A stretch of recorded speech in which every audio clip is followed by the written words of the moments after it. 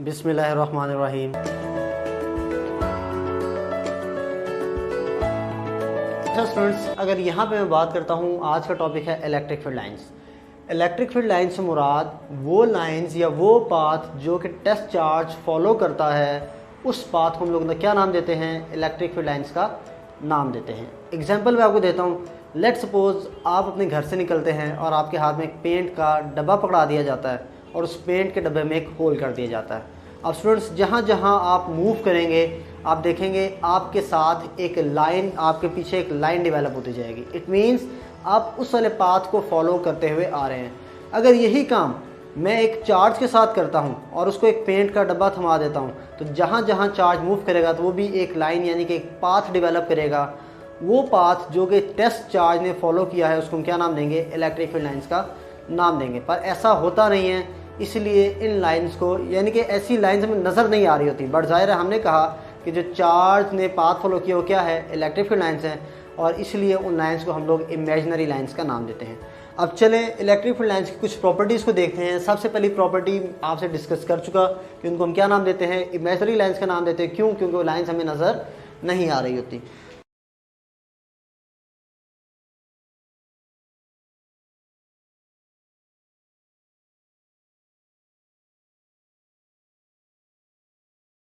दूसरी प्रॉपर्टी क्या है मेरे बच्चे?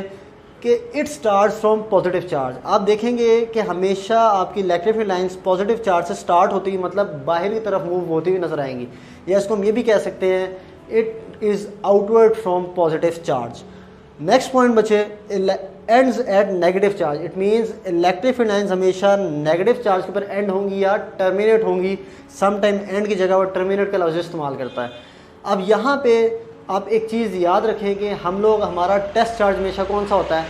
पॉजिटिव चार्ज होता है। इट मीन्स कि ये जितनी भी स्टडी हम कर रहे हैं, हम लोग पॉजिटिव टेस्ट चार्ज की स्टडी कर रहे हैं। नेक्स्ट की बात करते हैं 3D लाइंस। 3D लाइंस कैसे है? आप सपोज करें कि मैं एक चार्ज हूँ और आप सामने एक चार्ज खड़े हैं, तो आप देखें अगर आप मेरे सामने से आएंगे तो मैं आपको भी अट्रैक्ट या रिपेल करूँगा। मेरे राइट से आएंगे तो मैं आपको अट्रैक्ट या रिपेल करूँगा। मेरे बैक से आएंगे तो मैं इसको अट्रैक्ट या रिपेल करूँगा। मेरे लेफ्ट से आएंगे तो मैं इसको अट्रैक्ट या रिपेल करूँगा।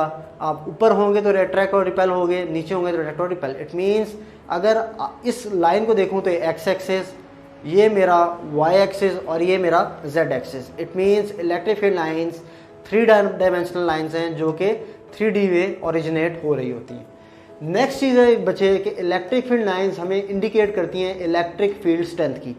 जहाँ पे इलेक्ट्रिक फील्ड लाइंस बहुत ज़्यादा होंगी वहाँ पे इलेक्ट्रिक फील्ड इंटेंसिटी भी ज़्यादा होगी। जहाँ पे बच्चे electric field lines far apart यानी कि दूर दूर होंगी, मतलब कम कम होंगी, वहाँ पे इलेक्ट्रिक फील्ड इंटेंसिटी की स्ट्रेंथ वीक होगी। तो ये इंपॉर्टेंट पॉइंट है, आप लोगों को पता होना चाहिए। दूसरी चीज़ स्टूडेंट्स के इलेक्ट्रिक फील्ड लाइंस कभी भी एक दूसरे को क्रॉस नहीं करती। तो यहाँ मैं लिखा नेवर क्रॉस ईच अदर। अब इसकी वजह क्या है? रीज़न क्या है? Because at a single point electric field intensity की या इलेक्ट्रिक फील्ड लाइंस की एक ही डायरेक्शन पॉसिबल है, एक से ज़्यादा डायरेक्शन पॉसिबल नहीं है। यहाँ पे देखें कि मैंने 2 लाइंस को क्रॉस करवाया हुआ है। अगर मैं अपनी इस वाली लाइन को देखूँ तो इस पॉइंट ऑफ इंटरसेक्शन पे इसकी डायरेक्शन डाउनवर्ड है और इस पॉइंट ऑफ इंटरसेक्शन पे इसकी डायरेक्शन अपवर्ड है। इट मीन्स अब एक ही पॉइंट पे इलेक्ट्रिक फील्ड लाइंस की कितनी डायरेक्शंस हो गई? 2 पॉइंट जो कि फिजिकली पॉसिबल नहीं है। इसकी एग्जाम्पल बच्चों को मैं फ़न लाने के लिए इस तरह से देता हूँ कि लेट सपोज आप एक रास्ते पे जा रहे हैं और जाते जाते आपके सामने 2 रास्ते आते हैं। अब आप अगर चार्ज हों तो आप जाहिर है एक रास्ते पे जा सकते हैं। ऐसा तो नहीं है कि ऊपर वाला हिस्सा उतारें और इधर फेंकें और नीचे वाला उधर, ऐसा पॉसिबल नहीं है। इट मीन्स आप एट अ टाइम एक ही डायरेक्शन मूव कर सकते हैं और इलेक्ट्रिक फील्ड लाइंस के लिए भी यही पॉसिबिलिटी है। अब आगे कुछ चीज़ें देखते हैं, कुछ और एस्पेक्ट्स देखते हैं इलेक्ट्रिक फील्ड लाइंस के। यहाँ मैंने इलेक्ट्रिक फील्ड लाइंस बनाई हुई हैं किसकी? अनलाइक चार्जेस की। एक चार्ज मैंने पॉजिटिव लिया है और एक चार्ज मैंने नेगेटिव लिया है। अब मुझे पता है कि इलेक्ट्रिक फील्ड लाइंस पॉजिटिव से स्टार्ट होंगी, तो देखिए मैंने पॉजिटिव से स्टार्ट करवाई, और नेगेटिव पे टर्मिनेट होंगी तो देखिए मैंने नेगेटिव पे एंड या टर्मिनेट करवाई। उसके बाद मैंने कहा था कि electric field lines 3 dimensional lines है। तो आप देखें हर कुछ साइड से कोशिश करेगी कि electric field lines positive start होकर नेगेटिव पे आके टर्मिनेट करें। अब अगर मेरा बेटा ध्यान से देखता हूँ तो अगर बिल्कुल सेंट्रल लाइन को देखूँ तो मुझे यहाँ से एक चीज़ पता चलती है कि अनलाइक चार्जेस की इलेक्ट्रिक फील्ड लाइन स्ट्रेट हो सकती हैं। कौन सी लाइंस हो सकती हैं? स्ट्रेट। अगर मैं थोड़ा सा ऊपर की तरफ मूव करूं तो मुझे यहां से नजर आ रहा है ये कर्व भी पॉसिबल है। यहाँ से थोड़ा सा और देखूं तो ये लेट्स एक सिंगल पॉइंट जहाँ पे तमाम की तमाम लाइंस आके मीट कर रही होती हैं, उनको उस पॉइंट को रेडियल पॉइंट का नाम देते हैं और उन लाइंस को रेडियल लाइंस का नाम देते हैं। तो यहाँ पे अगर ध्यान से देखूं तो ये मेरा एक नेगेटिव चार्ज को मैं एक पॉइंट कंसिडर करता हूँ, तो मैं देख रहा हूँ कि मेरी तमाम की तमाम लाइंस यहाँ पे आके मीट कर रही हैं, टर्मिनेट हो रही हैं। या अगर पॉजिटिव को मैं एक पॉइंट का नाम दूँ तो देखता हूँ कि यहाँ से तमाम की तमाम लाइन स्टार्ट हो रही हैं। तो इट मीन्स कि मेरी electric field lines unlike charges की रेडियल लाइंस भी पॉसिबल हैं। तो यहाँ से पता चला कि इलेक्ट्रिक फील्ड लाइंस 3 किस्म की हो सकती हैं, स्ट्रेट भी हो सकती हैं, कर्व भी हो सकती हैं और रेडियल भी हो सकती हैं। अब नेक्स्ट मूव करते हैं अनलाइक चार्जेस की तरफ। अनलाइक चार्जेस की अगर मैं बात करूँ तो अनलाइक चार्जेस के ऊपर अगर ध्यान से देखूँ तो मुझे नज़र आ रहा है कि एक ही पॉइंट से टर्मिनेट हो रही हैं, तो इट मीन्स मेरी अनलाइक चार्जेस की जो इलेक्ट्रिक फील्ड लाइंस वो क्या होंगी, रेडियल लाइंस होंगी। यहाँ पे एक चीज़ बहुत इंपॉर्टेंट हमने समझनी है। अब देखें, अब लाइक चार्जेस होंगे तो लाइक चार्जेस के दरमियान एक न्यूट्रल रीजन क्रिएट हो रहा है, यानी कि इट मीन्स इन लाइन एक दूसरे को रिपेल करना। तो अब देखें सेंटर में आपको कोई लाइन नज़र नहीं आ रही, तो इस रीजन को हम लोग नाम देते हैं न्यूट्रल रीजन का। न्यूट्रल रीजन और न्यूट्रल रीजन के ऊपर इलेक्ट्रिक फील्ड की वैल्यू क्या होती है, 0। तो आपसे पूछा जाएगा कि लाइक चार्जेस के दरमियान एक रीजन क्रिएट होता है, उस रीजन को क्या नाम देते हैं, तो न्यूट्रल रीजन का नाम देते हैं। और वहाँ पे इलेक्ट्रिक फील्ड की वैल्यू कितनी होती है, तो इलेक्ट्रिक फील्ड इंटेंसिटी की वहाँ पे वैल्यू 0 होती है। तो ये एक इंपॉर्टेंट एक्सपेक्ट था जो कि आपको पता होना चाहिए। उसके बाद अगर हम बात करते हैं ऑपोजिटली चार्ज प्लेट्स की, तो ऑपोजिटली चार्ज प्लेट्स के ऊपर देखूँ तो इनकी इलेक्ट्रिक फील्ड लाइन्स आपके सामने मौजूद हैं। अगर सेंटर के ऊपर देखता हूँ तो सेंटर के ऊपर देखता हूँ तो मेरी लाइन्स बिल्कुल स्ट्रेट आ रही हैं, यानी कि यूनिफॉर्म आ रही हैं। तो यहाँ से एक पॉइंट पता चलता है कि एट सेंटर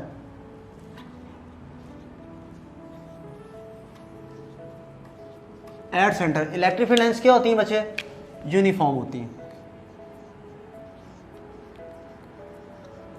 ये एक आपका एमसीक्यूज बनता है। दूसरी चीज देखिए, जैसे जैसे आप एजेस की तरफ मूव करते हैं तो इलेक्ट्रिक फील्ड लाइंस के अंदर एक कर्व आता है, एक डिस्टॉर्शन क्रिएट होना स्टार्ट हो जाती है। तो यहां से पता चला एट एजेस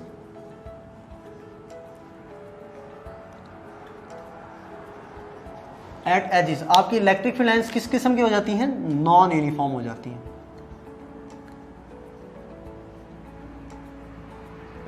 नॉन यूनिफॉर्म हो जाती हैं। इसकी वजह क्या है मेरा बेटा, ये जो इफेक्ट कॉर्नर के ऊपर आ रहा है, इस इफेक्ट को हम लोग नाम देते हैं फ्रिंजिंग इफेक्ट का।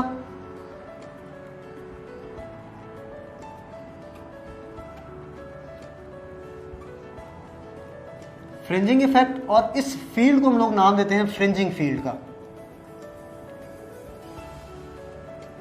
Fringing field.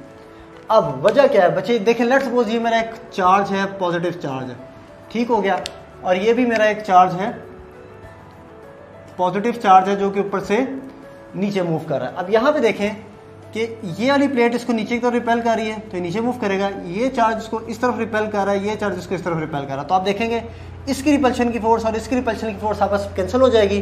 तो आप देखेंगे आपका चार्ज स्ट्रेट नीचे मूव करेगा। अब अगर कॉर्नर के ऊपर आता हूँ, इस चार्ज को अगर मैं देखता हूँ तो यहाँ पे देखें कि ये वाली प्लेट इसको नीचे की तरफ रिपेल तो कर रही है, बट ये वाला चार्ज इसको बाहर की तरफ पुश कर रहा है। अब वहाँ पे कोई चार्ज मौजूद नहीं है जो इसको वापस पुश करे, तो आप देखेंगे ये डिस्टॉर्ट होकर थोड़ा सा कर्वेचर लेके आएगा। तो इसलिए यहाँ पे आपको एक कर्वेचर नज़र आ रहा होता है। अच्छा स्टूडेंट्स, यहाँ से हम बात करते हैं charge particle and oppositely charge plate की।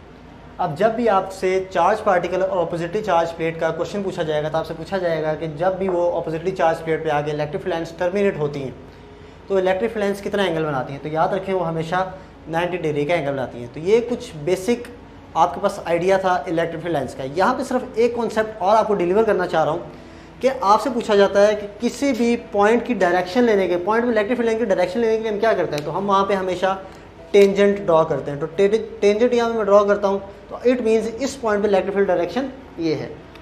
बच्चा हम लोगों को पता होना चाहिए कि टेंजेंट क्या चीज़ है। Line which touches a curve at a single point is known as tangent. तो इट मीन्स किसी भी कर्व के ऊपर इलेक्ट्रिक फील्ड लाइन की डायरेक्शन को फाइंड आउट करने के लिए हम क्या करते हैं, टेंजेंट ड्रॉ करते हैं, और उस पॉइंट पे टेंजेंट हमें डायरेक्शन देता है इलेक्ट्रिक फील्ड लाइन की। अब यहाँ पे कुछ और कॉन्सेप्ट ये है कि ये तमाम की तमाम स्टडी हम लोगों ने पॉजिटिवली चार्ज के लिए की थी। अगर वो हमारा टेस्ट चार्ज नेगेटिव कर दे तो फिर क्या इफेक्ट आएगा बच्चे, इफेक्ट कोई नहीं आएगा। इफेक्ट सिर्फ इतना होगा कि आपकी directions of electric field lines inverse हो जाएगी। मीन्स पहले अगर पॉजिटिव से स्टार्ट हो रही थी तो अब नेगेटिव से स्टार्ट होंगी, अगर पहले नेगेटिव पे एंड हो रही थी तो अब जाके पॉजिटिव पे एंड होंगी। तो ये आज का हमारा इलेक्ट्रिक फील्ड लाइंस।